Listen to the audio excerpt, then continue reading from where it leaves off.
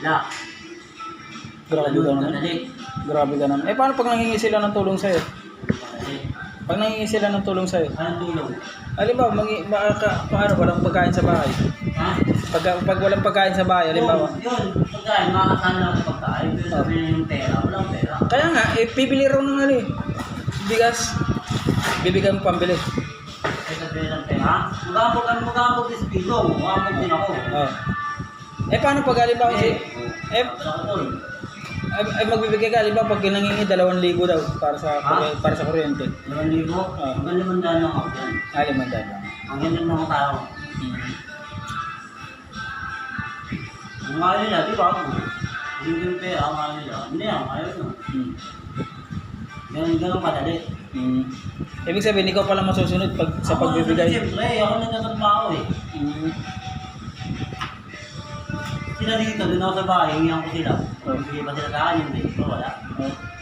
Wala. Ibig sabihin, mas gusto mo yung pera mo sa'yo lang. Wala mo, ngayon gusto ko kunyari. Oh? Eh, Kaso nga lang, may kumukontra. sino kumukontra? Alam na, sino nga ba? Dito. Oh? Naman tayo dito, hindi mo matulong yung tao.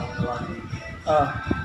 Pero wala Eh, akong kumukontra. siya naman daw nagbibigay ng panggastos doon sa bahay nyo. Ha? Oh. Eh, sa pagkain, nagbibigay din sa pagkain. Yun. Kalokohan mo. Kahit tanongin mo iba kong kapatid, tanongin mo yung siyempre yung lahat. Tanongin mo yun, kasi kapatid, tanongin mo. Oh? Para sabihin mo, sabihin mo, sinungaling ako. Ba't ano bang ginagawa ni Pito?